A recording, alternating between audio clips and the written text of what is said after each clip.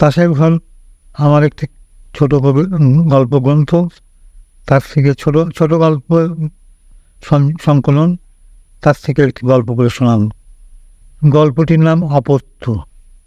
ঈদের ছুটির পর রশিদ চৌধুরী এবং হায়দার চৌধুরী উভয় ভ্রাতা কর্মস্থলে ফিরছিল। রশিদ সম্প্রতি সাব রেজিস্ট্রার হয়েছে, শ্বশুর মুরব্বী ছিলেন জন্য মফস্বল থেকে জেলা সদরে বদলি হয়েছে। হায়দার এবারে MA পাস করেই একটা বেসরকারি কলেজে অধ্যাপকের কাজ জুটিয়েছে। বেতন যদিও 125, কিন্তু পদটা বিশেষ সম্মানের সন্দেহ নাই। সঙ্গে উভয়ের নববিবাহিত পত্নী এবং বৃদ্ধা জননী। দ্বিতীয় শ্রেণীর ক্ষুদ্র একখানি কক্ষে জিনিসপত্র ছড়িয়ে শয্যা বিছিয়ে সংসার পেতে সকলে নিরুদ্বেগে বসেছিল। জ্যৈষ্ঠ মাসের দ্বীপ্রহর, অনলবর্ষী তপ্তরৌদ্র চারদিকে ঝাঁঝা করছিল, মাটির হাওয়া যেন আগুন। বিশাল লৌহযান হাঁপাতে হাঁপাতে একটা জংশন স্টেশনে এসে দাঁড়ালো। মুহূর্ত মধ্যে স্তব্ধ প্ল্যাটফর্মটি চঞ্চল ও মুখর হয়ে উঠল। খাবার আলা, পান সিগারেট আলা, পানি পাড়ে এবং চা ভেন্ডারের ঘন ঘন হাঁকে ঝিমুনি লাগা যাত্রীদের তন্দা ছুটে গেল। বড় বউ রসনারা স্বামীকে মৃদুকণ্ঠে আবেদন জানালে, এখানে ডাব পাওয়া যায় না নাকি গো? যা গরম, গলা শুকিয়ে কাঠ হয়ে গেছে। রশিদ জানলা দিয়ে দেহের অর্ধাংশ বের করে দুই পাশের দৃষ্টি প্রসারিত করে ক্ষুব্ধ কণ্ঠে আস্তে আস্তে বললে, কই ডাব তো দেখছি না। কথা শুনে রসনার মুখ বিকৃত হয়ে উঠল। পুনরায় বললে, তবে শরবত হলেও চলবে, বরফ দিয়ে এক গ্লাস শরবত বরঞ্চ আনালে হতো। চাকরদের কামরা থেকে রহমত এসে দাঁড়ালো।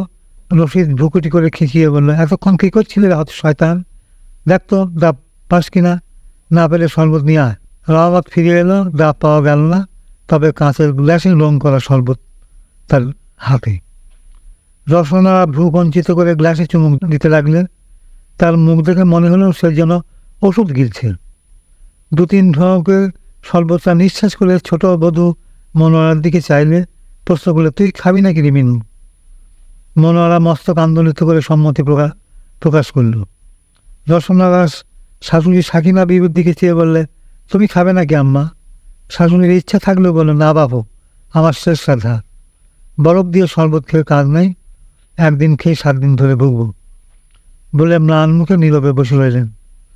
ধনীর কন্যা ভাগ্যক্রমে তার গৃহে বধূ হয়ে এসছে, কোনো কথা তাদের জানাতে তিনি চান না।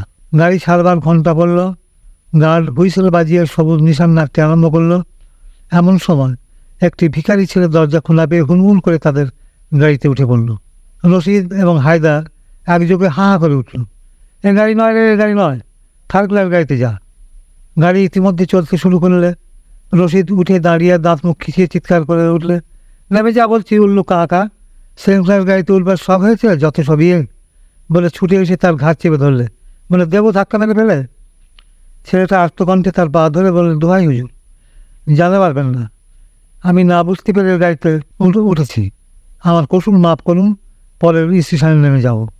রসনা বললে, আহা থাক না, পরের স্টেশনে নেমে যেতে চাইছে থাক। স্ত্রীর কথায় রনে ক্ষান্ত দিয়ে সাব রেজিস্ট্রার সাহেব বীর দর্পের সেকেন্ড ক্লাসের গদিমোড়া আসনে এসে বসলে। ভিখারি ছেলেটি ভীতু অসহায়ভাবে গাড়ির এক কোণে জলসর হয়ে রইল। ভদ্রলোকদের সম্পর্কে তার নিরক্ষর কিশোর মনে যে ভয়াবহ ধারণা আছে, আজ তার ওপরে আর এক ধার কালির স্পর্শ লাগল। সাকিনা বিবি কিশোরটির দিকে সহানুভূত দৃষ্টিতে চেয়ে রইলেন, আহা গরিব বেচারি, থাক না গাড়ির এক কোণে বসে, কোম্পানির গাড়ি, তাদের বাধা দেবার কি আছে? হয়তো টিকিটের পয়সাও নাই, খেতেই পায় না, তাই টিকিট করবে কেমন করে, যাক না, যেখানে ইচ্ছা তাদের কি। রশিদের ব্যবহার তার ভালো লাগলো না। গাড়ির ঝাঁকুনিতে চোখ দুটি তার বুঝে আসছিল। রশিদ ও হায়দার ইতিমধ্যে শয্যায় দেহ এলিয়ে দিয়ে শটান হয়েছে। বধূ দুটি পাশাপাশি বেঞ্চিতে অর্ধসাহিত হয়ে সম্প্রতি দেখা সিনেমার গল্প নিয়ে আলোচনা করছে। ইহারা দুইজনায় সহদরা, দুই ভগ্নী দুই ভ্রাতার বধূ হয়েছে ধনী পিতার কন্যা তারা। সাকিনা বিবির চোখ দুটি তন্দাচ্ছন্ন হয়ে আসছিল, কিন্তু শয়নের স্থান নাই। 4খানা বেঞ্চি পুত্র এবং বধূরা দখল করে রয়েছে, তার কথা কেউ চিন্তা করে নাই, চিন্তা করবার অবশ্য তাদের নাই। সুতরাং বৃদ্ধা জননী বসে বসে ঝিমুতে লাগলেন। ভিখারি ছেলেটি সকাল থেকে কিছু খায় নাই। গত রাত্রে ছিল একজন গ্রাম্য প্রেসিডেন্টের বাইরের ঘরের বারান্দায় ভেবেছিল সকালে 2টি পান্তা তারা তাকে দেবে, কিন্তু দুর্ভাগ্য তার রাত্রের এক মুষ্টি ভাতও বাসি ছিল না। সুতরাং শুধু দুটি চাল মুখে দিয়ে 1 ঘটি পানি খেয়ে সে পথ বের হয়েছে। নবাবগঞ্জে কাল থেকে মস্ত বড় মেলা বসেছে, 7 দিন চলবে। কাজীডাঙ্গা স্টেশনে নেমে নয়নপাড়া বাঁয়ে রেখে 1 মাইল গেলেই নবাবগঞ্জ। বহু দূর থেকে লোকেরা মেলা দেখতে আসেন। হাঁটুরে নৌকায় বোঝাই হয়ে রকমারি সওদা নিয়ে ফুল দোকানিরা আসে। সেইখানে ভিক্ষা 2 হাত ভরে সে পাবে। সারাদিনে মাত্র 1খানা গাড়ি, এই গাড়িখানায় চাপলে কাজীডাঙ্গায় যাওয়া যায়। গাড়ির হাওয়া তার পরিশ্রান্ত দেখে যেন জননীর স্নেহস্পর্শ বোলাতে লাগলো। খানিকক্ষণ জিরিয়ে নিয়ে সে খানিকটা সুস্থ বোধ করল। ক্ষুধাও হয়েছে খুব। এতক্ষণে তার মনে পড়ল একটা বাড়ি থেকে 2খানা রুটি সে পেয়েছে। ভেবেছিল কোথাও নিরালা বসে রুটি 2খানা সে খাবে। গাড়ি ধরবার ব্যস্ততায় তাড়াতাড়ি স্টেশনে ছুটে এসছে। সেই রুটি 2খানা কাপড়ের থলে থেকে সে বের করলেন, কিন্তু তার ভাবনা হলো পানি সে পাবে কোথায়। পানির কথা মনে হতে ক্ষুধার চেয়ে তৃষ্ণাটা তার প্রবল হয়ে উঠল। গাড়ির গতি মন্দ হয়ে আসতে লাগলো। সম্ভবত সামনে স্টেশন। সহসা রশিদ চৌধুরীর বজ্রকণ্ঠে শোনা গেল, স্টুপিড, বেল্লি কাকা, এসব হচ্ছে কি? মেঝেটা একদম নোংরা করে ফেললে, যা দূর হয়ে যা। বধূ মন্তব্য করলে, ছোট লোককে আশকারা দিলে মাথায় উঠে আসে। গাড়ি এসে স্টেশনের প্ল্যাটফর্মে দাঁড়ালো। ছেলেটি কম্পিত কণ্ঠে জবাব দিল, যাচ্ছি কিছু, এবারে নেমে যাচ্ছি। রশিদ ততক্ষণে উঠে এসে রুটি 2খানা জুতোর তলায় মারিয়ে দরজা খোলা দরজা দিয়ে বাইরে ফেলে দিলে এবং গলায় ধাক্কা দিয়ে গাড়ি থেকে তাকে বের করে দিল। বধূ দুটি হি করে হেসে উঠলেন। এমন হাসির ব্যাপার জীবনে তারা আর কোনোদিন দেখে নাই। কিন্তু সাকিনা বিবি ব্যথিত দৃষ্টিতে ভিখারি চেয়ে রইল। ছেলেটি চোখ মুছতে মুছতে স্টেশনের লোহার বেড়া ডিঙিয়ে ডিস্ট্রিক্ট বোর্ডের রাস্তা ধরে চলতে লাগলো।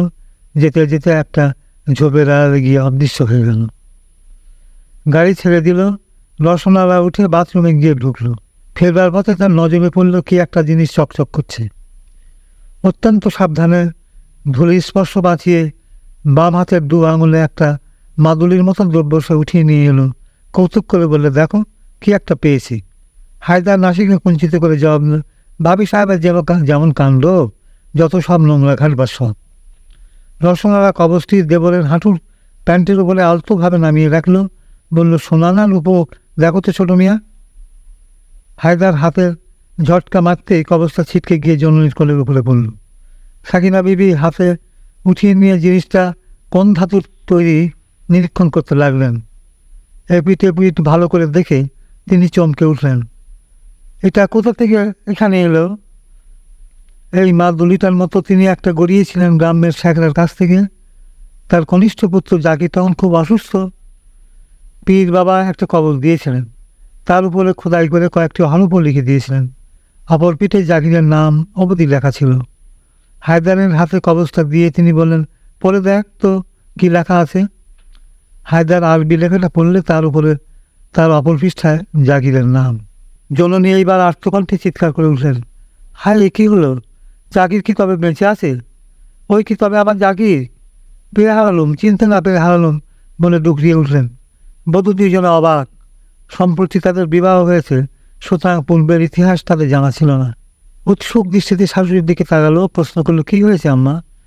সাকিনা বিবি ক্রন্দনজড়িত কণ্ঠে ধীরে ধীরে বললেন, সে অনেক কথা মা, ওই ভিখারিটা আমার ছোট ছেলে। রসনারা অবাক হয়ে প্রশ্ন করলো, সে কী কথা? ভিখারিটা তোমার ছেলে হতে যাবে কেন? কী ব্যাপার বলো তো? সাকিনা বিবি নিজেকে সম্বোধন করে নিয়ে আস্তে আস্তে জবাব দিলেন, অনেক দিন আগের কথা। তোমার শ্বশুর সাহেব তখন বেঁচে ছিলেন। তিনি গ্রামের জমিদার বাড়িতে কাজ করতেন, সামান্য চাকরি অল্প বেতন। কষ্টেই সংসার চলত। 2টি ছেলে, এরা 2 ভাই বলে রশিদ ও হায়দারকে দেখালেন। তারপর বললেন, আমাদের এমন সঙ্গীত নয় যে এদের লেখাপড়া শেখাই। জমিদার বাড়ির ছেলেমেয়েরা সেজে গুজে বইপত্র নিয়ে স্কুলে যায় দেখে তোমার শ্বশুরের শখ হলো এদের স্কুলে দেবে। জমিদার বাবুকে বলে করে ওদের মাইনেটা মাফ করিয়ে নেওয়া হলো। 2 জনে পড়তে লাগলো। সুখে দুঃখে সংসার চলছিল। হঠাৎ একটা অঘটন ঘটে গেল। জমিদারের একটা গোলমেলে জমি দখল দিতে গিয়ে শত্রুপক্ষের লাঠির আঘাতে ওনার পাঁজরের হাড় ভেঙে গেল। বাড়িতে আনা হলো। ডাক্তার দুবেলা দেখতে লাগলো, কত তদবির, কত যত্ন, কত চেষ্টা, কিন্তু 7 দিন পরে উনি মারা গেলেন। রশিদের বয়স তখন 15, হায়দার ওর চেয়ে 2 বছর ছোট। উনি মারা যেতে আমি তো চারদিকে অন্ধকার দেখতে লাগলাম। ওই জাকির তখন আমার কোলে। জমিদারবাবু নিজেই একদিন আমাদের বাড়িতে এলেন। তেনার বড্ড দয়ার শরীর। বৌমা, তা নইলে কি যে হতো এদের নিয়ে। উনি বললেন, রশিদের মা, কোনো ভাবনা করো না। আজ থেকে আমাকে তুমি নিজের বাবার মতো মনে করো। যে মাইনে রশিদের আব্বা মাসে মাসে পেত, সেই টাকাটা এখন থেকে তোমরা পাবে, যতদিন ওই ছেলে দুটো স্বাভাবিক না হয়। আর ওরা 2 ভাই স্কুলে যেমন লেখাপড়া করছিল তেমনি পড়তে থাকবে। বই, খাতাপত্র আর স্কুলের বেতন জমিদারি তহবিল থেকে ওরা পাবেন। সরকারি কাজ করবার সময় এসে মারা গেছে। তোমাদের যদি আমি না দেখি তবে আমার ধর্ম থাকবে না, বলে সাকিনা বিবি থামলেন। ছোট বধূ প্রশ্ন করলেন, জাকিরের কথা তো কিছু বললেন না আম্মা? সাকিনা বিবি বললেন, বলছি বৌমা, শোনো। জমিদার বাড়ি থেকে মাসে মাসে 20টা টাকা পাওয়া যেত। এতে আমাদের অতি কষ্টেই চলত। না পাওয়া গেলে যে কী হতো তাই মাঝে মাঝে ভাবি। এর মধ্যে জাকির নানান খরচ, তার মধ্যে যুদ্ধ আরম্ভ হয়েছে। 6 পয়সা সেরের চাল হয়েছে 9-10 আনা। 20 টাকায় আর চলে না, একবেলা খেয়ে কাটতে লাগলো। জাকির যখন 5 বছর বয়সে তখন তার শক্ত অসুখ হলো। এমন ব্যামো যে দিন কাটে তো রাত কাটে না, রাত যায় তো দিন যেতে চায় না। ওকে নিয়ে মানুষে আর রাত রইলে টানাটানি। কত দরগায়, কত পীর বাবার ঠায় মানত করল। শেষে একজন পীর ফকির একটা রূপোর কবজ তৈরি করিয়ে তাতে আরবি অক্ষর খোদাই করে দোয়া লিখে দিলেন। সেই কবজটা গলায় দেবার পর থেকে সে ধীরে ধীরে ভালো হয়ে উঠতে লাগলো। হ্যাঁ, এর বছর 2 পরের কথা। আমার এক দুঃসম্পর্কের ভাই থাকতো চুয়াডাঙ্গার মেহেরপুরে। উকিলের মহলগিরি করত। একবার আমাদের বাড়িতে বেড়াতে এলো। আমাদের দুরবস্থা দেখতে পেয়ে এসে বললো, হ্যাঁ রে সাকিনা, তো রশিদ আর হায়দার তো স্কুলে পড়ছেই, ভালোভাবে ম্যাট্রিক পাস করতে পারলে ওদের একটা হিললে হবে। কিন্তু আমার তো ছেলে বলে নয়, জাকিরকে আমায় দিই, সে আমার কাছে ছেলের মতো আদর যত্নে থাকবে। আপত্তি করবার কিছু ছিল না। বললাম, তোমার কাছে থাকবে এতে আর আমার অমত কিসের? তবে ওকে পাঠশালায় দিও, লেখাপড়া কিছু শিখিও। আনন্দের সঙ্গে সে রাজি হলো। বলে, আমি কি আর ওকে মুখ্য করে রাখবো রে? আমিও খুশি মনে তার হাতে দিয়ে খানিকটা হালকা হলো, নিশ্চিন্ত হলো। ওরা রওনা হয়ে গেল। পরদিন খবর পেলাম হারসা আর আলমডাঙ্গা স্টেশনের মাঝে রাত দুপুরে রেলগাড়িতে ধাক্কা লেগেছে। শুনে মন অস্থির হয়ে উঠল। তৎক্ষণাৎ চুয়াডাঙ্গায় চিঠি পাঠালাম। 7 দিন পরে সংবাদ এলো আমার সেই ভাইটি জখম হয়ে হাসপাতালে মারা গেছে। জাকিরের কোনো খবর তারা বলতে পারে না। তখন মনে করলাম জাকিরও আর নাই। 2টি ভাতের জন্য কেন বাচ্চাকে আমি বিদেশে যেতে দিয়েছিলাম। আমার মাথায় আকাশ ভেঙে পড়ল বলে তিনি কাঁদতে লাগলেন। হায়দার বললে, কেঁদে আর কি হবে, যা আবার তা তো হয়েছেই। জন্নি বললেন, তুই আমায় ফিরিয়ে নিয়ে চল হায়দার, আগের স্থানে গিয়েও ওর খোঁজ করলে ওকে পাওয়া যাবে। হায়দার জ্যেষ্ঠ ভ্রাতা রশিদের মুখের দিকে তাকালো। অর্থাৎ ভাবটা এই, এমন কাজ কি আর তার মতো ক্ষুদ্র ভদ্রলোকের দ্বারা হওয়া উচিত? সে একটি বিখ্যাত কলেজের প্রফেসর। একটি ভিখারি বালককে সে পথে ঘাটে খুঁজে বেড়ালে তার সম্মানের হানি হবে না? রশিদ তাচ্ছিল্যের সঙ্গে বলে, খুঁজে আর কি হবে বলো? একটা ভিখারি মানে একটা জঙ্গলি ভূত। সে কি এসে আমাদের সঙ্গে থাকতে পারবে? না জানে আদব কায়দা, না জানে ভদ্রতা, না লেখাপড়া। ওই যে তোমার সেই জাকির, তার কোনো বিশেষ প্রমাণও নেই। যেতে দাও, যত স্বভাবর্জনা। সাকিনা আর্তনাদ করে উঠলেন, বলিস কি রে? সে তোদের সহদর ভাই, তার জন্য এতটুকু মমতা তোদের নেই? হায়দার বললে, থাকবে না কেন? তুমি বুঝছো না মা, সে বা কোথায় গিয়েছে আর আমি তাকে কোথায় খুঁজে বেড়াবো? সাকিনা কাতর কণ্ঠে বললেন, তোকে খুঁজতে হবে না হায়দার, তোকে যেতে হবে না। পরের স্টেশনে আমি নেমে যাব। রশিদ চিৎকার করলেন, নেমে যাবে কোথায় তুমি একা মেয়ে ছেলে, অজানা অচেনা জায়গা? সাকিনা তিক্ত কণ্ঠে জবাব দিলেন, যেদিকে 2 চোখ যায় সেই দিকে যাব। তোমাদের পরিচয় আমি কাউকে দিতে যাব না রশিদ, তোদের মাথা হেঁট হবে না। আমার সঙ্গে কোনো সম্পর্ক তোরা রাখিস না। গাড়ির গতি মন্থর হয়ে এসেছিল। সাকিনা বিবি নামবার জন্যে প্রস্তুত হয়ে আপনার কাপড় চোপড় গুছিয়ে একটা পুটলি মাঝে। হায়দার বিরক্তিপূর্ণ কণ্ঠে বললে, তোমার জিতের সঙ্গে পারা মুশকিল। রশিদকে উদ্দেশ্য করে বললে, তুমি এদের নিয়ে যাও ভাইজান, মাকে সঙ্গে নিয়ে আমি পরেই গাড়িতে ফিরব। কাজীডাঙ্গা স্টেশনে নেমে মাতাকে ওয়েটিং রুমে বসিয়ে রেখে হায়দার পথে বের হলো তো বটে, কিন্তু পথ দিয়ে সম্মুখের দিকে এগিয়ে যাওয়া ছাড়া সন্ধানের জন্য সন্ধানের অন্য ব্যবস্থা তার মনে এলো না। একটা ভিখারির কথা পথচারী বা আশেপাশের দোকানিদের কাউকেও জিজ্ঞাসা করতে তার সংকোচ হতে লাগলো। সে বিশিষ্ট ব্যক্তি, তার জ্যেষ্ঠ ভ্রাতা একজন হাকিম, আর সেই কিনা একটা ভিক্ষুকের কথা লোকের নিকটে প্রশ্ন করবে।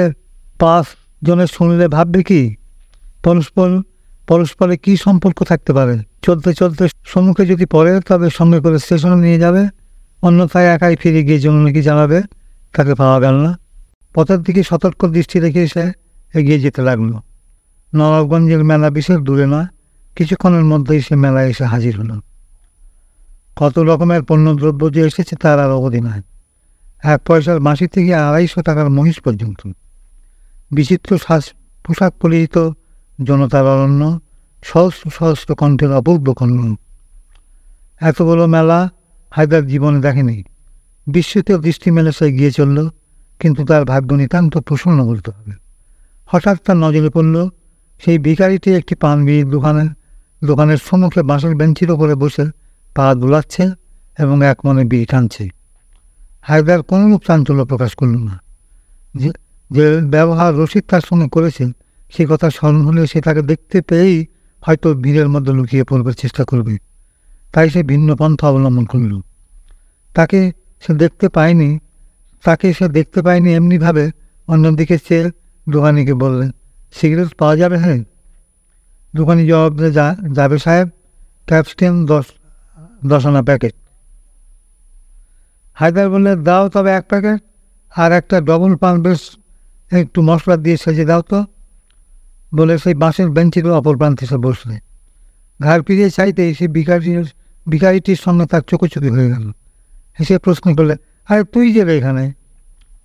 ভিখারি বালকটি সত্যিই তাকে দেখে যেন ভয় পেয়ে গেল। হায়দার ইহাকে আশঙ্কা করেছিল, তাই সে তাড়াতাড়ি মিষ্টি কণ্ঠ বললে, তোর কিছু হারিয়েছে নাকি বল দেখি। বালকটি মুখ তুলে তার দিকে তাকালে, বললে, একটা কবচ আমার হারিয়েছে সাহেব, ওটা আমার গলায় ছিল। গাড়ির ভেতর ওই সাহেব আমার গলায় হাত দিয়ে ধাক্কা দিলে আর কোথায় যে ছিঁড়ে পড়ে গেল আর পাওয়া গেল না। আমার মা ওটা আমাকে দিয়েছিল, সেই থেকেই ছিল, এতদিনে হারালো, বলে একটা দীর্ঘ নিঃশ্বাস ফেলল। হায়দার অতিশয় লজ্জিতভাবে, অতিশয় সহজভাবে বললে, তোর সেই কবচটা পাওয়া গেছে রে, চাস নাকি? বালকটি ব্যগ্রতা তার কাছে সরে এলো, বলে, দিন না হুজুর, বলে হাত পাতলে। হায়দার হেসে বললে, দেব, নিশ্চয়ই দেব, নিশ্চয়ই পাবি। তোর নাম কি আগে বল, তবে পাবি। ছেলেটি বললে, নাম ছিল জাকি, ও নামে কেউ আর এখন ডাকে না, বলে ফকির। হায়দার সিগারেট বের করে আগুন ধরালো। জবাব দিলে, বেশ তো, ফকির নামটাই বা মন্দ কি?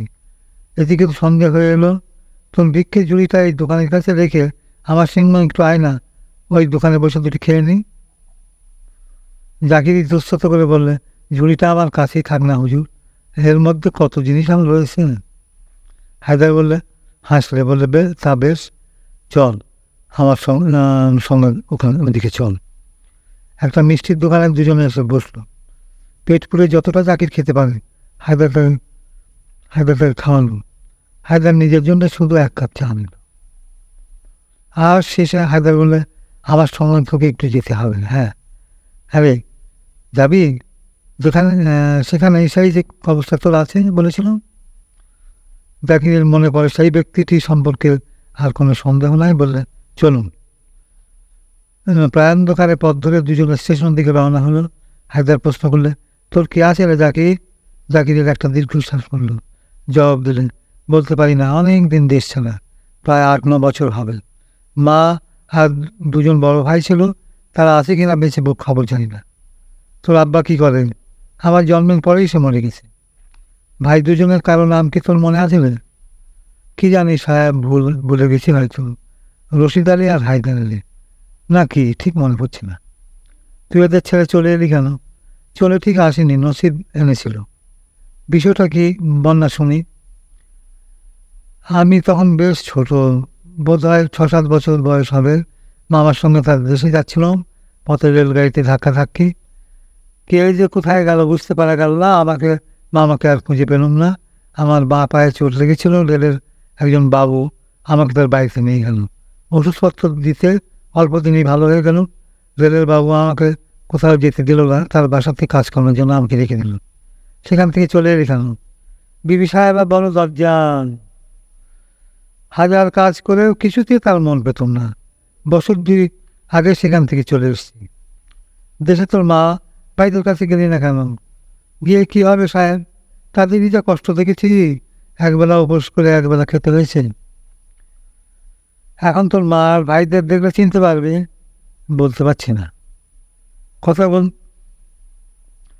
বলতে বলতে তারা স্ত্রীর কাছাকাছি এসে পড়েছিল। হায়দার বললে, তোর তো কাপড় জামা কিচ্ছু নেই, একটা শার্ট আর একটা লুঙ্গি তো কিনে দিই কেমন?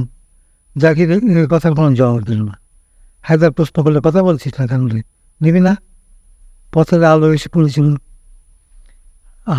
হায়দারের মুখে। সেদিকে চেয়ে জাকির স্তব্ধ হয়ে দাঁড়িয়ে রইল। তার জন্য সংজ্ঞা নেই, সে যেন পাথর হয়ে গেছে। বিস্মিত দিনের কথা তার মনে জেগেছে। হায়দারের দু চোখ অশ্রুসিক্ত হয়ে উঠল।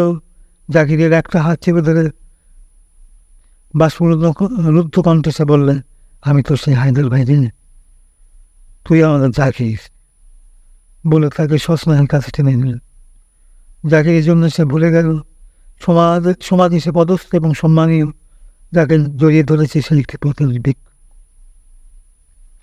জাকির তার মুখে মুখ রেখে ফুঁপিয়ে ফুঁপিয়ে কাঁদতে লাগল।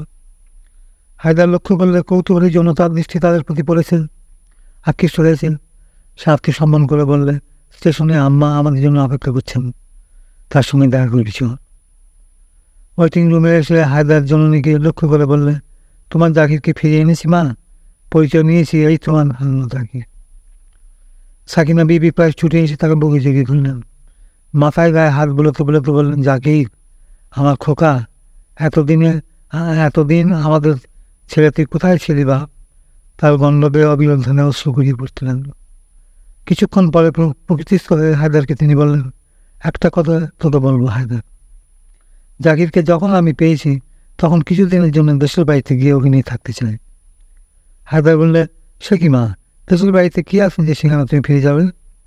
সাকিনা বিবি বললেন, তুই তো অবশ্য হায়দার, তোরা দু ভাই আমার যতটা আপন, কিন্তু পরের মেয়ে তো তেমন নয়, তাদের মধ্যে জাকিরকে আমি নিতে চাই না। কিছুক্ষণ নীরব থেকে পুনরায় বললেন, ওর দুটো জামা কাপড় কিনে দে আর দোকানে টিকিট খুলে দিল। হায়দার তাড়াতাড়ি হাতঘড়ির দিকে চেয়ে দ্রুত পথে বেরিয়ে গেল। ঢং ঢং ঢং গাড়ি আসবার ঘন্টা পড়ল। হায়দার ছুটতে ছুটতে এসে ওয়েটিং রুমে যখন প্রবেশ করলো তখন ইঞ্জিনের আলো দূর থেকে দেখতে পাওয়া গেছে। কিছুক্ষণের মধ্যে হুস হুস করতে করতে দাবাবের মতো বিশাল বার্ষিক পোস্ট প্ল্যাটফর্মে এসে দাঁড়ালো। হায়দার বলল, জাকির তুই মাকে আমাদের কাছ থেকে কেড়ে নিয়ে গেলি, মার কথার অবাধ্য যেন হোসনি। জাকির উপর হয়ে হায়দারের কদম বুচি করে জননীর হাত ধরে গাড়িতে উঠল।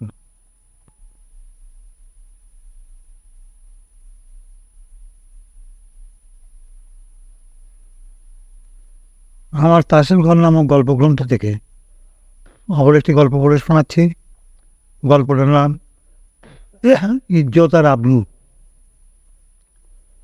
1350 সালের শ্রাবণ মাস। আষাঢ়ের শ্রাবণের আকাশে এক বিন্দু পানির সম্ভাবনা দেখা গেল না।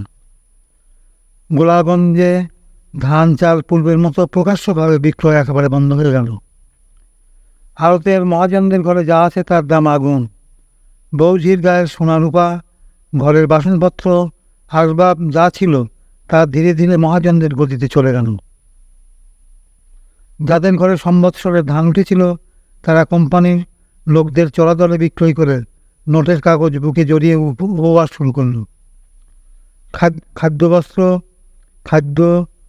খাদ্যবস্তু আজ একান্ত দুর্লভ। 4 টাকা মনের চাল 40 টাকাতেও মেলে না। গাছের পাতা এবং মাঠের কচু ফুরিয়ে গেল। সুতরাং ঘরে ঘরে অনাহার চলতে লাগলো। কারো দুয়ারে একটু ফ্যানের প্রত্যাশা অবধি রইল না। গ্রামের অধিবাসীরা সকলেই গরিব, চিরকাল পরের বাড়িতে জন্মজুটি খেতে দিন কাটিয়েছে। অনাগত দুর্দিনের জন্য একটি কপোদ্যোগের সঞ্চয়ও তাদের কারো ঘরে নাই। আজ দুঃসময়ে কারো জন খাটাবার প্রয়োজন হয় না, খামারে কারো এক মুঠো ধান নাই। সুতরাং ছেলে বউ নিয়ে তাদের দুর্দশার অবধি রইল না। ক্ষুধার যাতনায় এতদিনের পরিচিত বাড়িঘর ছেড়ে দলে দলে সকলে শহরে চলল দুটি দানার প্রত্যাশায়। নঈমুদ্দিন এবং আরও দু একজন ঘর ছেড়ে গেল না। রহমান, আহমদ শেখ, এদের কারো 2-3টি অবিবাহিত কন্যা, কারো তরুণী বিধবা বোন, ভাতৃবধূ এবং কারো বা সুন্দরী স্ত্রী তাদের চলার অন্তরায় হয়ে সম্মুখে দাঁড়াল। দীর্ঘ নিঃশ্বাস পেলে তারা মৃত্যুর জন্য প্রস্তুত হতে লাগলো। পেটের দায় ইজ্জত খোয়াতে পারবে না।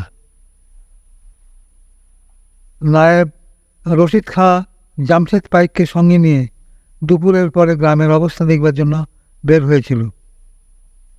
প্রায় প্রতি গৃহ তালাবন্ধ, পথঘাট জনমানবশূন্য। 2-4 জন বৃদ্ধ এবং বৃদ্ধা দুঃসহ অনাহার যন্ত্রণা সহ্য করে নিশ্চিত মৃত্যুর দিকে ধীরে ধীরে এগিয়ে চলেছে। মাঝে মাঝে তাদের সকল আর্তনাদ শুনতে পাওয়া যাচ্ছে। আশেপাশে 2-3 মাইল রশিদ ঘুরে এলো। প্রতি গ্রামের অবস্থা একরূপ। সূর্য কিছুক্ষণ পূর্বে অস্তমিত হয়েছে। রশিদ রহমানের আঙিনায় এসে হাঁক দিয়ে দাঁড়ালে। রহমান বারান্দায় বাঁশের খুঁটিতে হেলান দিয়ে বসে ধুঁকছিল। উপবাসে দুশ্চিন্তায় শরীর শীর্ণ। রহমান ক্ষীণকণ্ঠে সাড়া দিল, বসুন নায়েব সাহেব, আজ 5 দিন বউ মেয়ে নিয়ে নির্জলা উপোস, এর দুঃসময়ে খাজনা দিতে পারবো না। রশিদ মৃদুকণ্ঠে অস্বাভাবিক শব্দে হাসলে। কোকিয়ে কোকিয়ে বললে, পাগল, তোর কাছে খাজনা চাইতে এসেছি নাকি? দেখতে হলাম তোরা কেমন আছিস। জবাব দিতে গিয়ে রহমান হাঁপাতে লাগলো। টেনে টেনে বললে, আর 2 দিন পরে এসে সকলকে গরুস্থানে নিয়ে যেও নায়েব সাহেব। রশিদ কোনো প্রত্যুত্তর না করে শুধু একটি শব্দ করলে, তারপর 2টো বিড়ি বের করে একটি নিজে ধরালো, অপরটি রহমানের দিকে এগিয়ে দিল। এক গাল ধোঁয়া ছেড়ে বললে, এই 2 টাকা রাখ, গোলাগঞ্জ থেকে চাল আনিয়ে নিস। রহমানের চোখ দুটো ধাপ করে জ্বলে উঠল। বললে, টাকা নিয়ে কী হবে নায়েব সাহেব? 2টো চাল যদি দিতে পারতে। চাল দেওয়াই তো মুশকিল। তা এক কাজ কর, তোর বড় মেয়েটাকে সংজ্ঞা দেওয়া আমি ব্যবস্থা করে দিচ্ছি। রহমান চিৎকার করে উঠল, হাসি না। পিতার আহ্বানে একটি 18-19 বছরের মেয়ে ঘরের ভিতর থেকে বেরিয়ে এলো। রশিদ লোভাতুর দৃষ্টিতে তার দিকে চেয়ে আস্তে আস্তে বললে, এইটি তোদের বড় মেয়ে বুঝি? না খেয়ে কি ছিঁড়ি হয়েছে রে? তা ওকে আমার সঙ্গে পাঠিয়ে দে, কিছু চাল দিয়ে দেবো। হ্যাঁ, দেখো রহমান, বেশি তো একসঙ্গে দিতে পারবো না। রোজই বিকেলের দিকে ওকে একবার পাঠিও, রোজই সেখানে করে নিয়ে আসবে। এক কথা, আর কাউকে যেন বলো না বাবু। পাড়া 5 জনকে তো আর দিতে পারা যাবে না। রহমান কৃতজ্ঞতায় বলে গেল। টলতে টলতে ছুটে এসে রশিদের পা জড়িয়ে ধরে হাওমা করে কেঁদে ফেললে। রশিদ তাকে ঠেলে দিয়ে উঠে বলল, এই জন্যই জামশেদ কারো বাড়িতে যায় না। লোকের দুঃখ কষ্ট দেখলে আমার আর কান লোকদান থাকে না। এদের যে রোজ 100 করে চাল দিতে চাইল, আজকের দিনে চালের দামটা কত ভেবে দেখ দেখি। জামশেদ মাথা নেড়ে মনিবকে সমর্থন করলেন। বলল, আপনার দয়া শরীর হুজুর, আপনি না দিলে এদের আর জান রক্ষা হয় না। কথাটা খুব সত্য। সুতরাং রশিদের ইঙ্গিত মাত্র হাসি না, তার পিছু পিছু বাড়ি থেকে বের হয়ে চাল আনতে চলল। রহমান মনকে দৃঢ় করলে, রশিদকে সে জানে। নারী মাংস লোলুপ এই ব্যক্তিটির পূর্ব ইতিহাস বিশেষ সুখসাব্য নয়। প্রতিদিন সে 100 চাল দেবে, এর বিনিময়ে সে যা দাম চাইবে, একথা অনুমান করে রহমান মনে মনে শঙ্কায় কণ্ঠকিত হয়ে উঠল। কিন্তু সে নির্ভয়। এক মুঠো অন্যের সংস্থান যার ঘরে নাই, তার মান ইজ্জতের বাড়াই রাখলে চলবে কেন? পিতা হয়ে তার যুবতী কন্যাকে সে পাঠিয়েছে নরসাদ দুলের গহ্বরে এক মুষ্টি অন্যের জন্য। হয়তো তার নারী ধর্মকে অক্ষত রেখে সে আসতে পারবে না, কিন্তু উপায় কি? সন্ধ্যার কিছু পরে হাসিনা ফিরে এলো। এসেই আঁচলের গেরো খুলে মেঝের উপর চালটা ঢেলে দিয়ে ঘরে গিয়ে ফুঁপিয়ে কেঁদে উঠলেন। রহমানের স্ত্রী এবং তার 15-16 বছরের অপর একটি মেয়ে পাংশুমুখে তার পাশে এসে দাঁড়ালো। রহমান বিষয়টি অনুমান করেই বারান্দা থেকে হুঙ্কার ছাড়লে, খবরদার, ওসব কান্নাকাটি চলবে না। যারা খেতে পায় না তাদের আবার ইজ্জত আবরু কি? আর 4-5 দিন উপোসে কাটছে, যাও 2টি সেদ্ধ করবার ব্যবস্থা হলো। রহমানের স্ত্রী চালগুলো নিয়ে রান্নাঘরের দিকে চলে গেল। ছোট বোন খেতে চুপি চুপি প্রশ্ন করলো, কী হয়েছে বুঝি? হাসিনা খানিকক্ষণ চুপ করে থেকে আস্তে আস্তে জবাব দিলে, চাল আনতে আর আমি যাবো না। নায়েব লোকটা ভারী চাল দেবার জন্য একটা ঘরের মধ্যে ডেকে নিয়ে গেল। পাইকটা ঘরের দরজা বন্ধ করে দিল। আমি আর যাব না। খেদির বয়স কম। হাসিনার দুর্দশার কথা শুনে মুখে আঁচল দিয়ে খুক খুক করে শব্দে হেসে উঠলেন। হাসিনা সাপের মতো বজ্জে উঠলেন। পড়তিস যদি ওরকম লোকের পাল্লা, তবে হাসি বেরিয়ে যেত। পোড়ার মুখী বাঁধি যা এখান থেকে। খ্যাতি বললে, তোর সব তাতেই বাড়াবাড়ি। মেয়ে ছেলেকে একা পেলে পুরুষেরা এমন একটু আদ্রই আর কি দেবার সব হয়ে থাকে। সব পুরুষই সমান। কাল আমি যাবো চা আনতে। ঠোঁট দুটি বিস্ফারিত হয়ে হাসিনার মুখে এইবার হাসি দেখা দিল। বলে, যাস, কিন্তু চালের যা দাম দিয়ে আসতে হবে তার জীবনে বুঝতে পারবি না। পরদিন খেঁদিকে চাল আনতে হাসিনা যেতে দিল না। সে বেশ বিন্যাস করে নিজেই গেল এবং ফিরে এসে চাল তো দিল, ওপর দুটো টাকাও দুঃসময় খরচের জন্য খরচ বাবদ আঁচলের কুড়ি থেকে খুলে পিতার পায়ের কাছে রাখলে। টাকা দুটির দিকে রহমান বুককে পাত্র করলে না। কঠিন মুর্শিদে বাইরের দিকে চেয়ে জোরে জোরে হুকু টানতে লাগল। রাস্তার ওপাশে নইমুদ্দিনের বাড়ি। একান্ত অসময়ে তার বইয়ের তীব্র গলা জনহীন নিঃশব্দ শূন্যতাকে চিরে ফালাফালা করে দিলেন। যে মিনসে ছেলে বউকে খেতে দিতে পারে না, তার মুখে আগুন। নইমুদ্দিন গলা শোনা গেল, কথা শোনো বাঙির, নিজের এক মুঠো জুটছে না তো তোদের দেবো কেমন করে? হ্যাঁ, এতকাল খাইয়েছি পড়িয়েছি, এখন আর পারবো না। তোর যেখানে ইচ্ছা যা খুশি কর গেছা, যেখানে ইচ্ছে যাবো। দুধের বাচ্চারা আবার 4-5 দিন উপোস করে কাতরাচ্ছে, এক ফোঁটা পানিও মুখে দিতে পারলাম না। গায়ের 10 জনের শহরে গেল মেঘে খাবার জন্য, তুইও গেলি না, আমাদেরও যেতে দিলি না। বাড়ি নবাব রে, ঘরে বসে থাকলেই খাবার আসবে। তোর মুখে নুরো জেলে দিয়ে যেদিকে দু চোখ যায় চলে যাব। নইমুদ্দিনের কণ্ঠ ঝনঝন করে বেজে উঠল, যা আমি বাঁচি বাবু, না খেয়ে মরে বাঁচি। ওপাড়ার জসিমুদ্দিন চৌকিদারের সঙ্গে কাল থেকে কী ফুটফুট করছিস সে কি আমি বুঝি না কিছু? খেতে পড়তে দিতে পারছি না, তাই বলে চোখের সামনে এসব করবি না। রহমান নিঃশ্বাসিতে ওটাকে দেয়ালের দিকে ঠেকিয়ে রেখে উঠে দাঁড়ালো। সম্মুখে পিছনে মাথাটাকে বাদ দিয়ে আন্দোলিত করে অস্ফুট কণ্ঠে আপন মনে বলে উঠল, চোখের সামনে করবে না ভারী মানি লক্ষ্যের, বেটার পেটে নাই ভাত, কিন্তু তেজটুকু ঠিকই আছে বলে হা শব্দে টেনে টেনে হাসতে লাগলো। সেই দিন রাত্রি প্রভাতে নইমুদ্দিন স্ত্রী ক্রন্দন ও চিৎকারে বুঝতে পারা গেল তার বছর 10 বয়সের বড় ছেলেটি শুধুমাত্র অনাহারেই শেষ নিঃশ্বাস ত্যাগ করল। কোলাহলে রহমানের ঘুম ভেঙে গেল। কঠিন মুখে খানিকক্ষণ স্তব্ধ হয়ে থেকে বিভৎস কণ্ঠে হা করে উঠলেন। হাসলে কি কাঁদলে কিছু বোঝা গেল না। তামাক সেজে বাইরের দিকে বারান্দায় বসে গম্ভীর মুখে ফুরুক ফুরুক শব্দে টানতে লাগলেন। প্রভাতের আলো আধো অন্ধকারে অনেকটা দিকে ঝোপের আড়লে দুটি নারী মূর্তি সমুখের প্রান্ত নিয়ে না পড়ল। ভ্রু পুচকে তাদের দিকে কিছুক্ষণ চেয়ে থেকে রহমান অন্যদিকে দৃষ্টি ফেরালে। নারী দুটির মধ্যে একটি তার কনিষ্ঠ কন্যা খ্যাদি ও অপরজন ওপাড়ার আহমদ শেখের বিধবা ভাতৃবধূ। এরা সন্ধ্যার দিকে দুজনে উদরান্নের সন্ধানে বের হয়েছিল। প্রতি রাত্রে এই নারীর দল কখনো দলবদ্ধ হয়ে, কখনো বা পৃথক পৃথকভাবে অভিযানে বের হয়। কেউ বা 1 শালকি ভাত পায়, কেউ বা 2 মুঠো চাল, কেউ বা 2 আনা পয়সা। শূন্য হাতেও কোনো দিন রাত্রি শেষে কাউকে ফিরতে দেখা যায়। খেদি নিকটবর্তী হয়ে হাতের মুঠো থেকে 14 আনা পয়সা পিতার সম্মুখে ছুঁড়ে দিয়ে বাড়ির অন্দরের দিকে অদৃশ্য হয়ে গেল।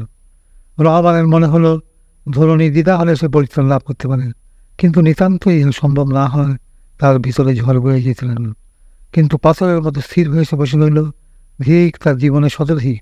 2টি অবিবাহিত কন্যার অসৎ উপার্জন দ্বারা তাকে জীবন ধারণ করতে হচ্ছে, এর চেয়ে নৈতিক অধঃপতন আর কি হতে পারে? এমন জীবনে তার লক্ষ্য কোটি ধিক্কার। 5-6 পয়সা ছেড়ে চাল আজ 1 টাকা দিয়েও পাওয়া যায় না। এরকম দুঃখ, এরকম অভাব অনটনের সাক্ষাৎ সে আর কখনো হয়নি। চিরকাল যাদের বৌঝি রীতিমতো আব্রু রক্ষা করে চলেছে, তারা আজ এক মুঠো দানার জন্য গ্রাম থেকে শহরে গিয়ে কেউ বা না খেয়ে মরছে, কেউ বা হাসপাতালে পড়ে ঢুকছে। যাদের রূপ আর যৌবনের সম্পদ আছে, তারা দেহের বাসাতে খুলেছে। রহমানের জীবনে কন্যার উপার্জন ভোগ করতে হল। দুর্ভিক্ষের দুঃসহ যন্ত্রণায় তার প্রবৃত্তি, তার রুচি, তার মন এত নিচুভাবে চলে গেছে যে আর সহস্র অত্যাচারেও আর ছাড়া জাগে না। এই পঙ্গু মন তার কোনোদিনই ছিল না বাড়ির মেয়েদেরকে কি কড়া শাসনে না সে রাখতেন।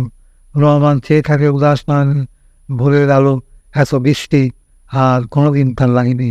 1350 সালের মন্দনথলের ইতিহাস এখানেই শেষ হলো। আচ্ছা, এবার আমি ছোটদের গল্প আরম্ভ করছি। সোনার হরিণ থেকে। সোনার হরিণ নামে আমার একখানা বই আছে, সে বই থেকে একটি গল্প পড়ে তোমাকে শোনাচ্ছি। ইরান দেশে ছিল একজন জেলে। রোজ ভোরবেলা সে সমুদ্রের ধারে মাছ ধরতে যেত। সমুদ্রের পানির ওপরে নারিকেল সুপারির বন, সেই বনের এক কোণে ছিল তার বাড়ি। একদিন তার জালে উঠল বিরাট একটা মাছ। মাছ দেখে সে চমকে গেল। এতদিন সে মাছ ধরেছে বটে, এত বড় মাছ কোনোদিন তার জালে ওঠেনি। মাছটা দেখতে যেমন বড়, ওজনে যেমন বড়, দেখতেও তেমনি চমৎকার। বাজারে আজ এই মাছের দাম অনেক টাকা হবে। পিঠের ওপরে মাছটা নিয়ে জেলেটা বাজারের দিকে রওনা হলো। চলতে চলতে হঠাৎ তার খেয়াল হলো মাছটা বাজারে না বিক্রি করে বাদশাকে দিয়ে আসবি, বাদশা তাহলে খুব খুশি হবেন। সেই সময় ইরান দেশের বাদশা ছিলেন মহামান্য খসরু। সেই শাহ খসরু অতি সৎ এবং গুণী লোক ছিলেন। রাজ্যের চারদিকে তার খুব সুনাম। বাদশাহ খসরু সেই সময় উজির নাজির নিয়ে দরবারে গিয়ে বিচার আচার করছিলেন। জেলেটি সেই সময় রাজদরবারে গিয়ে মাছটি তার সামনে রেখে কুন্নিস জানাল। অত বড় মাছ দেখে দরবারের লোকেরা অবাক। বাদশাহ খুব খুশি হলেন। তিনি জেলেকে 1000 আশরফি বকশিস দিলেন। আশরফি মানে সোনার টাকা। তিনি 1000 সোনার টাকা জেলেকে বাদশাহ বকশিস দিলেন। এত টাকা পেয়ে জেলেটা খুশিতে ডগমগ। টাকাগুলি সবই সোনার। এই সোনার মোহনগুলি হাত দিয়ে নাড়তেও কি সুখ। সে পথ দিয়ে চলতে লাগলো আর মোহনগুলি নাড়াচাড়া করতে লাগলো। হঠাৎ একটা মোহন আঙুলের ফাঁক দিয়ে মাটিতে পড়ে গেল। জেলেটি তাড়াতাড়ি মোহনটা কুড়িয়ে থলের মধ্যে রেখে দিল। ওদিকে হয়েছে কি, বেগম সাহেবা দোতলার ঝিলিমিলির পাশে দাঁড়িয়ে বাইরের দিকে চেয়েছিলেন। জেলেকে মাছ নিয়ে দরবারে ঢুকতে তিনি দেখলেন এবং কিছু সময় পরে মোহন নিয়ে সে বের হয়ে গেল, তাও তার নজরে পড়ল। তিনি আরও দেখতে পেলেন জেলেটির হাত থেকে একটি সোনার মোহন মাটিতে পড়ে গেল। জেলে তাড়াতাড়ি মোহরটা কুড়িয়ে থলের মধ্যে রেখে দিল। বেগম সাহেবা জেলেটির এই ব্যাপার দেখে অবাক হলেন। 1000 মোহর থেকে 2-4টা এদিকে সেদিকে পড়ে গেলই বা, সেসব নাকি আবার কুড়িয়ে নিতে আছে। লোকটা তো খুব লোভী আর কৃপণ। দুপুরবেলায় বাদশাহ ভিতরের মহলে এলেন। বেগম সাহেবা বাদশাকে বললেন, জেলেটা অতি লোভী। 1000 মোহর বকশিস পেল, তবু একটা মাত্র মোহরের মায়া সে ছাড়তে পারল না। ওর সাজা হওয়া উচিত। বেগমের কথা শুনে বাদশাহ খুব রেগে গেলেন। তিনি তখনই জেলেকে ডেকে পাঠালেন। কিছুক্ষণ পরে জেলেটি ভয়ে ভয়ে বাদশার নিকটে এসে কুন্নিস জানান। বাদশাহ বললেন, ওহে জেলে, সামান্য একটা মাছের জন্য তোমাকে 1000 মোহর বকশিস দিয়েছি। একটা মোহর আমার হাতে পড়ে গিয়েছিল, সেটা কুড়িয়ে নিয়ে অতিশয় অন্যায় কাজ করেছ। এত লোভ তো ভালো নয় হে বাবু। এই লোভের জন্য তোমাকে নিশ্চয়ই শাস্তি পেতে হবে। জেলে জবাব দিল, জাহাপনা, আপনি আমাকে মাফ করুন। হ্যাঁ, আপনি আমাকে 1000 মোহর বকশিস দিয়েছেন, এতে আমি খুব খুশি হয়েছি। যে মোহরটি মাটিতে পড়ে গিয়েছিল সেটা কুড়িয়ে নেবারও কারণ আছে। প্রতিটি মোহরে আপনার নাম খোদাই করা আছে। এত দয়ালু বাদশার নাম মাটিতে পড়ে থাকবে তা আমি সহ্য করতে পারবো না। যা আপনার সেই জন্যেই তাড়াতাড়ি আমি কুড়িয়ে নিয়েছি। এতে যদি আমার কোনো অপরাধ হয়ে থাকে তাহলে আমাকে যে কোনো শাস্তি দিন। বাদশাহ তার কথা শুনে খুব খুশি হলেন। তিনি পুনরায় তাকে আর 1000 আশরফি দান করলেন। জেলেটি 2বার বকশিস পেয়ে খুব খুশি হলো। তারপর বাদশাকে সালাম জানিয়ে ঘরে ফিরে গেল।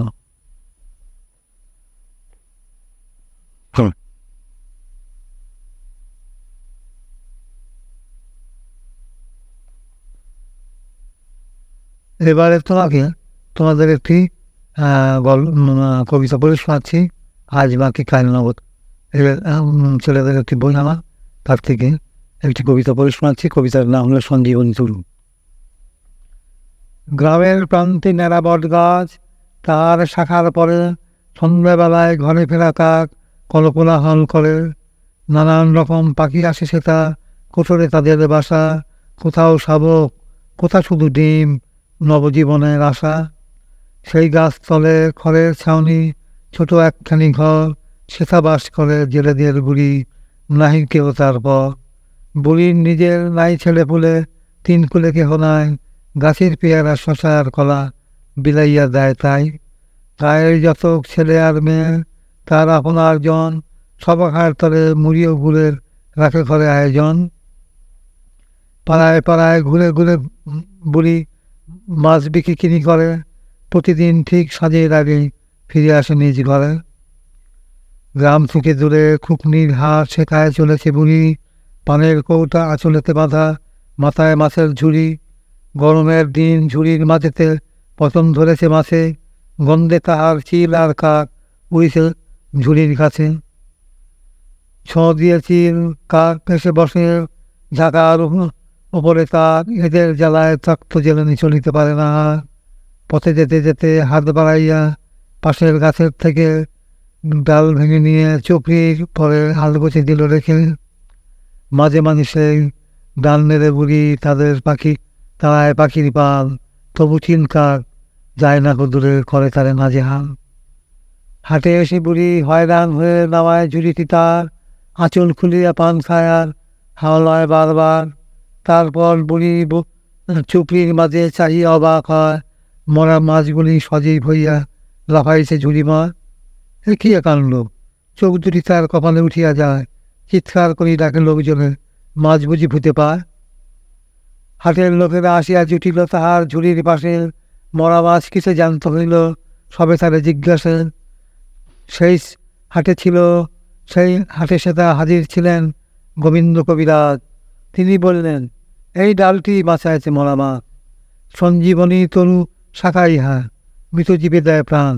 কহ গো জেলেনি, কোথায় দাও মনে সন্ধান। বুড়ি বলে তাদের, আসিবার কালে এই ডাল ভাঙিয়াছি, চিনি না এ গাছ, জানি শুধু আছে পথে কোথা কাছাকাছি। তার কথা শুনি নিমেষের মাঝে ডাল পাতা এক কোনা, শতক জনের কারাকারিতে গো কিছু আর রহিল না। হায় হায় করে গোবিন্দ রায়, মূলদের আচরণে একটি পত্র করিয়া সততা ছুটিয়াছে জনে জনে।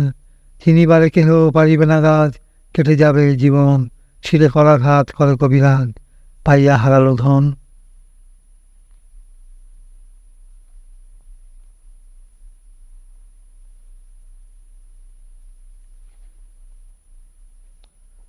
এরপরে একটি গল্প পড়ে শোনাচ্ছি ছেলেদের, অতি লোভের ফল।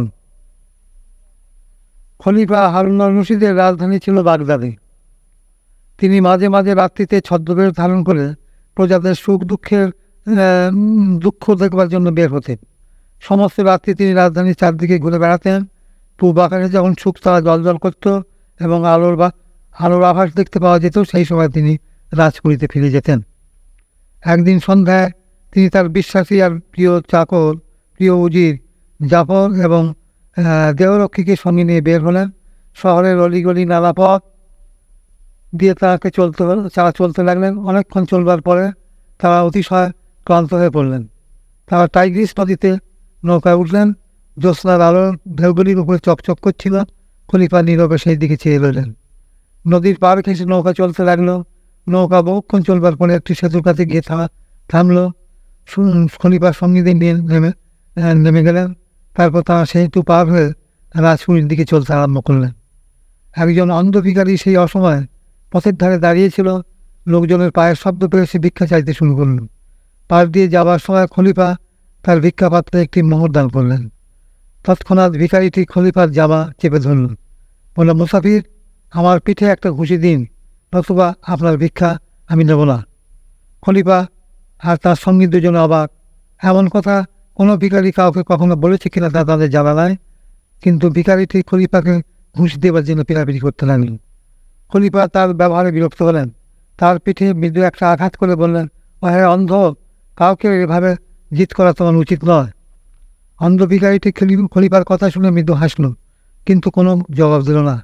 পথে যেতে যেতে খলিফা বললেন, দেখলেন উজি সাহেব, ভিখারিটির কান্দ।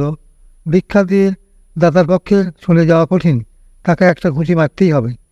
উজি জবাব দিলেন, নিশ্চয়ের কোনো কারণ আছে যাবো না, নইলে এমন অদ্ভুত শাস্তি সে দাতার নিকট থেকে প্রতিদিন নিতে যাবে কেন? খলিফা বললেন, বিষয়টা বেশ কৌতুকের, সকালবেলায় তাকে দরবারে হাজির করবেন। উজির রাজি হলেন। তারপর রাজধানীতে পৌঁছেই তিনি ভিক্ষুকটিকে ডেকে আনবার জন্য দুজন কোতোয়ালকে হুকুম করলেন। যথাসময়ে অন্ধকে দরবারে হাজির করা হলো। সে ভয়ে কাঁপতে লাগলো, না জানিয়ে আজ তার নসিবে কী আসে। গত রাত্রিতে কিছু বুঝতে না পারে সে বলে বাদশাকে বিরক্ত করেছে, আজ তার সাজা তাকে পেতেই হবে। খলিফা ডেকে বলেন, হয় অন্ধ ভিখারি, একটি কথা তোমাকে জিজ্ঞেস করব, তুমি নির্ভয়ে তার জবাব দাও। গত রাত্রিতে তোমাকে ভিক্ষা দিলে তুমি ঘুষি দেবার জন্য এমন পিড়াপিড়ি করছিলে কেন? নিশ্চয়ই কোনো কারণ আছে, সেই কথা আমাদের শোনাও, তোমাকে বকশিশ দেব। খলিফার মিষ্ট স্বর শুনে ভিখারিটির মন থেকে ভয় দূর হল। সে হাত জোর করে বলতে লাগলো, যাবো না, বান্দার গোস্তাকি মাফ হোক। আমি একজন অতি ভাগ্যহীন ব্যক্তি, আমার নাম আবদুল্লাহ। এই বাগদাদ শহরে আমার জন্মস্থান। আমার অল্প বয়সে আব্বার মৃত্যু হয়েছিল। মৃত্যুর সময়ে তিনি কিছু টাকা আমার হাতে দিয়েছিলেন। সেই টাকাটা অপব্যয় না করে আমি ব্যবসা করতে লাগলাম। এতে বেশ আয় হতে লাগলো। অতি অল্প দিনের মধ্যেই আমি বেশ ধনী হয়ে উঠলাম। 80টি উট ক্রয় করলাম এবং সেই উটগুলি ভাড়া দিলাম।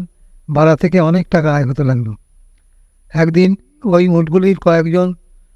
উটগুলির পিঠে কয়েকজন বণিকের মালপত্র বুঝাই দিয়ে বসরা শহরে গিয়ে পৌঁছলাম।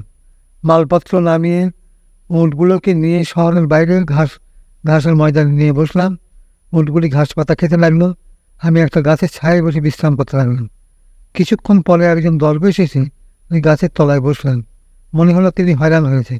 আমি তার সঙ্গে প্রথমে কথা শুরু করলাম। কিছুক্ষণের মধ্যে আমাদের আলাপ বেশ জমে উঠল। আমার সঙ্গে পুটুলিতে অনেক খাবার ছিল। খাবার বের করে তাকে খাইটা দিলাম। আমি নিজেও কিছুটা খেলাম। আহারাদির পর দরবেশ বলেন, আবদুল্লাহ, একটা কথা তোকে বলতে চাই। আমি বললাম, বলুন, কি বলতে চান? দরবেশ বললেন, তোমার 80টা উট আছে, এই জন্য তোমাকে দিয়ে আমার উদ্দেশ্য পূর্ণ হবে বলে আশা করছি। একটা গুপ্ত ধনভাণ্ডারের সন্ধান আমি জানি। তোমার 80টি উট বুঝাই করে যদি ধন্য তোলা যায়